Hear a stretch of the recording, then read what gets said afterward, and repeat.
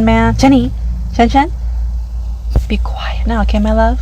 Today is a special video. As you can see, I'm doing an interview, and this is Khou. Khou, I don't think I even know your last name. Vue. Vue. Yeah. Their maiden name. Yep. Okay. This is Khou Vue, and she helped me make my logo. So it's been a really interesting process. You'll probably see it right here. First time like at a professional level working with a graphic designer. And I just wanted to kind of let you know what the whole process is and getting through into a graphic designer's head if you want to make a logo. But it was really interesting. I'll tell you more a little bit afterwards. But Khou, thanks for being on here. Yeah, thanks for having me. So Khou, you're a graphic designer. Can you tell me what made you get into it? Everything from the beginning. Did you start drawing as a kid? Yeah, well, I guess, as a child, I always loved to draw. In kindergarten, I still remember my kindergarten teacher being so amazed by one of my drawings of a bird with a worm in its beak. But, like, growing up, my parents kind of discouraged, like, the arts. They wanted me to, like, focus on math and science and like all other Asian parents are. Doctor or lawyer? Yeah, exactly. So I stopped for a long time, but I always kind of like took art classes in high school, like pottery, and that always interested me. But then once I got to college, I didn't know what I wanted to do. But I thought maybe architecture, because it's kind of creative and you have to like know a lot of physics, and so that's math and science. So I got into that, and then I did it for like not even a semester, and it was so hard for me just to think conceptually in 3D. So from there, I talked to one of my professors, and I told him that I wanted to still do something creative, but I don't think I could stick with architecture. And then he suggested graphic design. So I tried it out, and I really liked it. It was fun, and like you get to be creative, and it's actually a field in the arts where you like can actually make some money. So I stuck with it, and that's basically how I got started in it. What's your work history? Did you get a job right after you graduated? Well, in the program that I was in college, you have to, built into the curriculum that you have to do internships. So I did 2 internships, and from there, I did one. My senior year internship was at McGraw-Hill Education in Chicago. So I did that for about 4 months, and then from there they were hiring in their marketing department based in Columbus, Ohio. Okay. So I worked there. The internship ended, and then I moved to Columbus, and I worked there for about 2 years as a marketing designer. Did you like that? Was it what you expected? Well, at the time when I graduated, it was the economic meltdown, and there was like 10% unemployment. So I kind of just took whatever came to me easily, which now 10 years later I'm kind of feeling like I shouldn't have done. But it was a good experience. I met some really good people, and while it wasn't like the most fun job I've ever had, or most creative, I did have a good learning experience there. Well, after McGraw-Hill, I in between there, like I got married and pregnant, and so I moved up to Minnesota to be with my husband's side of the family. Very important. And then from there, I started working remotely for an e-learning company. They're based in Columbus as well. So that came to me very easily too. But it was a great learning experience, and I learned so much from that job. And it kind of prepared me a little bit for what I'm trying to do now. So I really appreciate that. But one thing with working remotely is that you basically have no adult interaction face to face. So that was one thing that I was kind of craving. That's kind of why I left the job. Yeah. On top of the creative work that I'm trying to do as well. Some people thrive on that, but some people really need the human connection, right? Right. Well, I consider myself an introvert, like very introverted. Like I do not do well in big groups or anything, but one-on-one I'm okay. But it just made me way worse. So yeah, it was kind of hard to push myself out of it, but I realized that, like with growth, you kind of just have to go through that hard time of pushing yourself to do things that you're not used to. So now you're working for yourself. Yes. What led that decision, and what have you learned so far? Well, I kind of got sick of the kind of work I was doing for the e-learning company. It was just very grueling, because for corporate training you have to do like hundreds and hundreds of pages, so for hour-long courses. So it started feeling more like production work and less creative. So I made the decision to leave just like the beginning of summer. And then I really had no plan. It was really sudden that I decided to leave. But okay, sorry, what was the question again? What led to you leaving, and then also what have you learned from it so far? Okay, well, I wanted to leave because I wanted human interaction, and I wanted a different kind of creative work. Okay.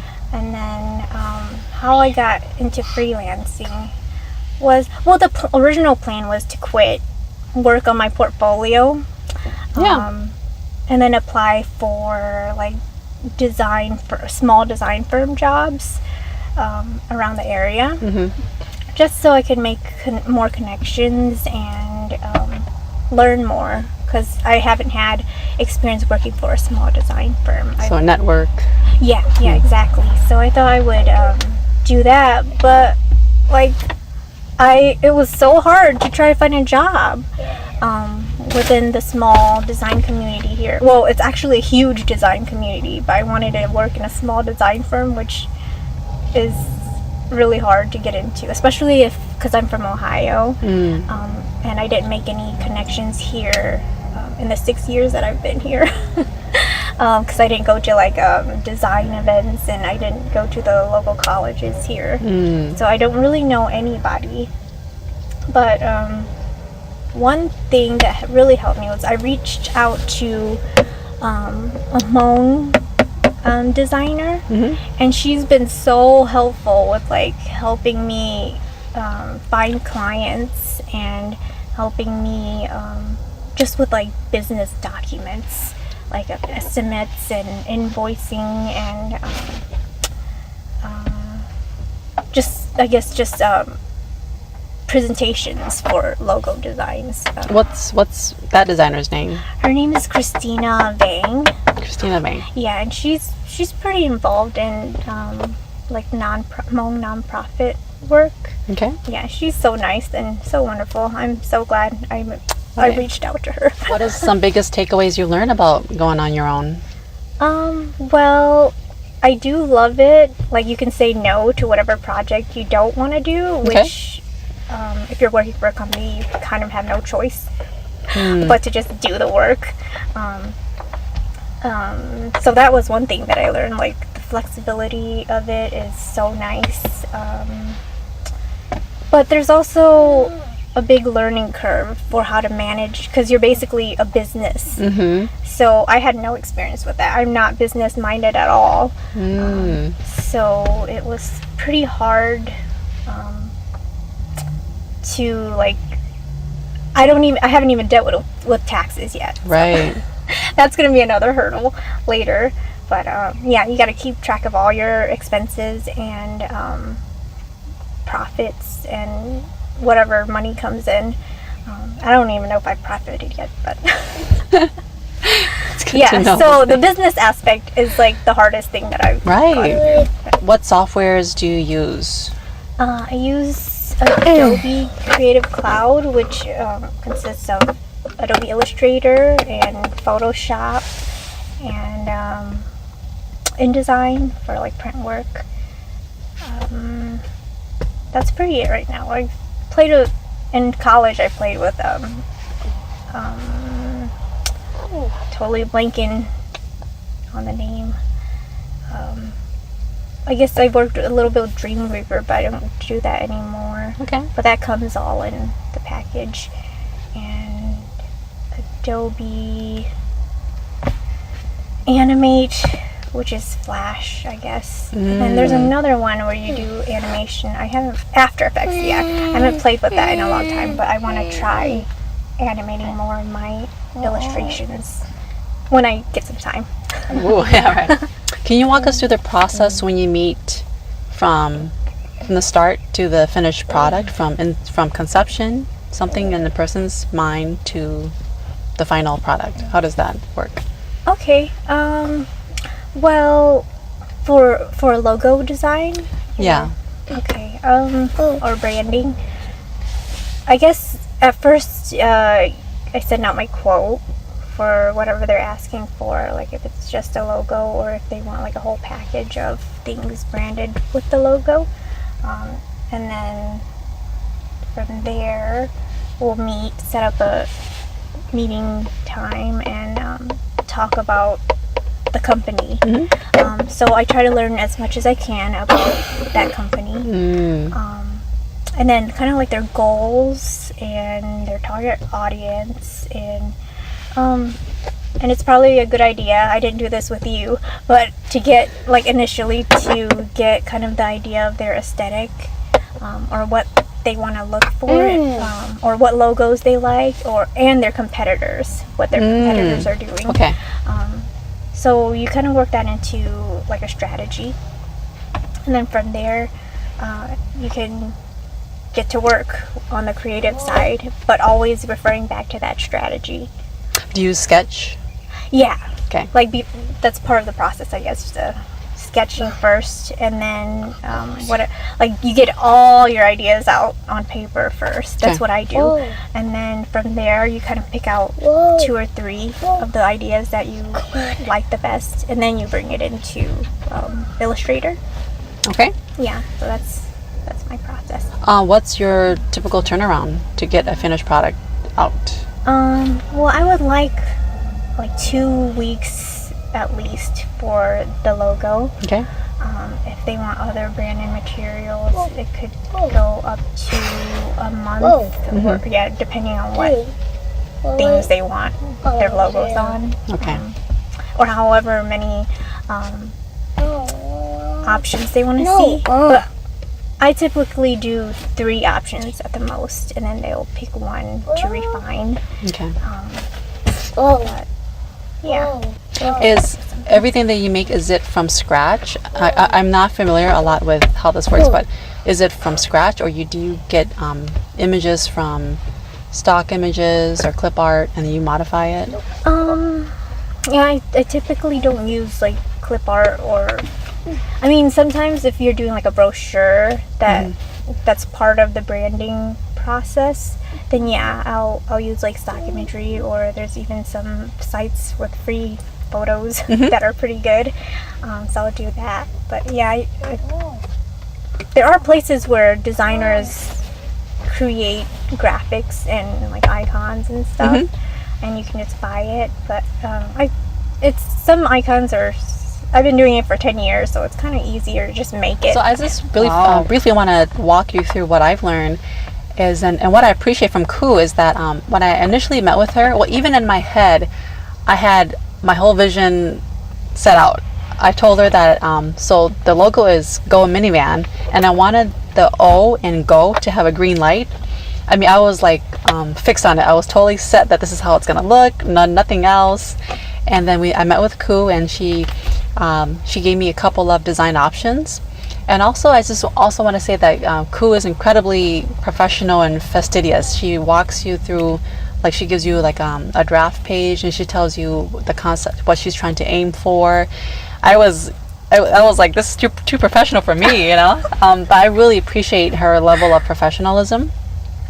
So she made the logo that I was looking for, the one with the green light representing like a stoplight, and then she made her own, which was, and you'll see here, a actual minivan sitting on top of the G and the O, like as in the wheels, and I absolutely loved it.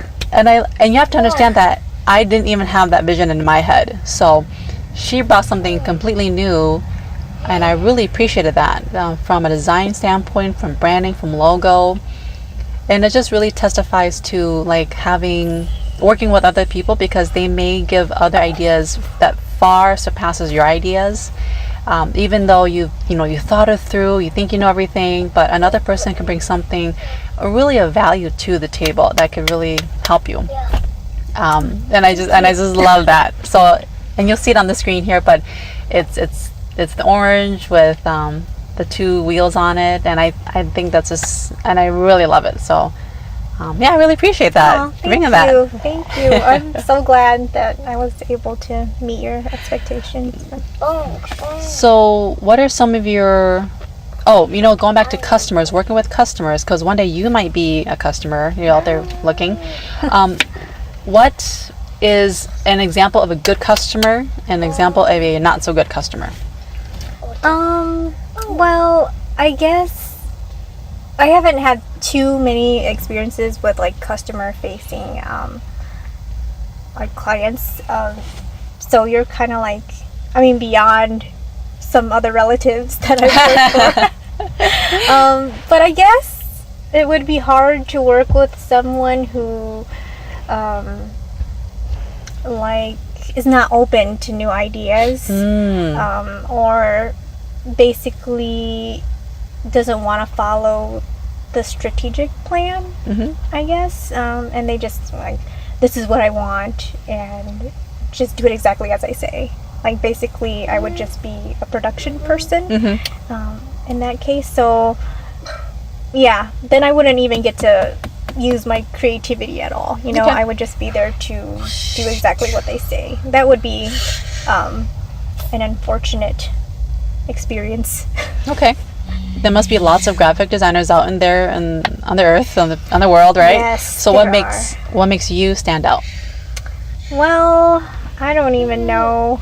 I feel like there are so many like really, really talented people, even in the city. But I guess the thing that makes me stand out is I've been trying to search for this myself, like in my own work, like what will distinguish me in my work. And I think, I haven't shown this side in my work at all before because everything was kind of in corporate, but I want to do more personal work for myself that's more involved with who I am and like being Hmong, and I feel our rich history. So I want to do more personal work that is involved with Hmong people and my background. So I guess that's kind of what distinguishes me a little bit. But I haven't done that work yet, so. Okay. But I guess for the work that I have done, I guess I would say I work really hard to meet expectations, like my own expectations and clients' expectations, and I really care about craft and quality. So that's something. But I guess there's a bunch of designers who think that way too. All right. Well, I'm really eager to see where your journey will lead you, where it's going to unfold. I'm excited too. Thanks. Any big goals you want to hit by the end of this year or by next year? What are some big goals you have? Well, since I'm freelancing, it's I guess its work is a little bit less consistent. So I basically decided that I'm freelance like a month and a half ago. Oh wow. So, but even in that time, I'm doing a lot better than I ever thought I would be doing. That's good. Like just a couple years ago, I would never have imagined that I could even do freelance work and make money. Meet with clients. Yeah. And so I guess my goals would be to kind of surpass what I have done for like this month, like financially. Okay. Which, I mean, it's a good living wage. Just if I add up this month's earnings, it would be a good like amount already. I'm not triple digits, but or not 6-digit salary, but still good enough for me and my family. And but still, I could not have done it without like my husband's support. And my year's experience working with the company that I left. I'm like totally getting off track here. All right. So big goals is to just earn more, get more clients, get more work. Right. Yeah. Well, even beyond that is to get more work where I feel totally creatively satisfied. So any misconceptions about graphic designers? Well, I think a lot of people think that graphic designers don't make a lot of money and they're really poor or starving artists, basically. I actually thought that too. Yeah. Oh, well, I think we can actually make a decent living. And even with the economy today, a lot of people are being more, getting more like going off on their own and doing freelance work. And it's actually very fulfilling in that like I can make my own decisions and I can say no to work that I don't want to do, and I can spend time with my daughter. And like on Friday I'm gonna go chaperone one of her field trips, so I guess it depends on what you find as fulfilling in your life. Where I'm not making 6 digits, but I'm getting to spend time with my daughter, and I can make my own decisions. So that's enough for me, I guess. That's beautiful. Oh, is graphic design the same as web design? Well, you can train, like in college, in graphic design and go off and be a web designer. But I guess it's like a graphic design is like all-encompassing for groups in there. So it's an umbrella? Yeah, okay. Right. So web design would be an umbrella in there. There's like branding design would be an umbrella, and there's even environmental design. Or not an umbrella, but a faction within that umbrella. Okay. Any questions that I should ask or forget to ask? What do you that you can think of? I guess if you're looking to hire a designer, I guess just let them, don't treat them like they are just a production person. Or let them have a little bit of creative freedom, because that's kind of what will inspire the best design. Okay. And then if you're looking to be a graphic designer, I would say go to school. Not that everyone has to, but go to school and do internships while you're in college. Okay. That definitely helps out a lot. Oh, and be friendly, and every connection is a connection. So, that's very sweet.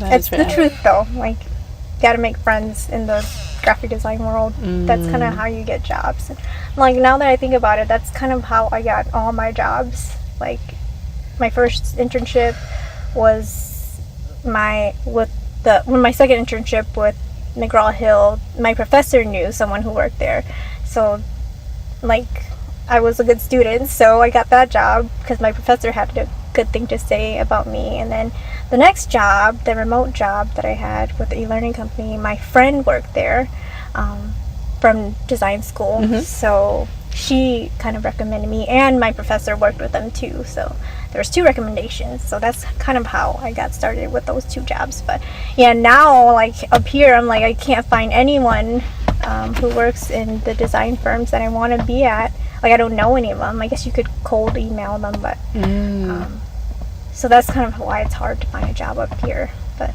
yeah. So remember, relationships and connections matter. Yeah, definitely. Thank you so much. Yeah, thank you for having me, and thank you for the opportunity to do your logo. It was fun. So I hope you like the logo. Comment below, give it a thumbs up if you like it, and remember, check out GoMinivan. I make videos in my minivan. And subscribe, hit the like button, tell a friend about my channel.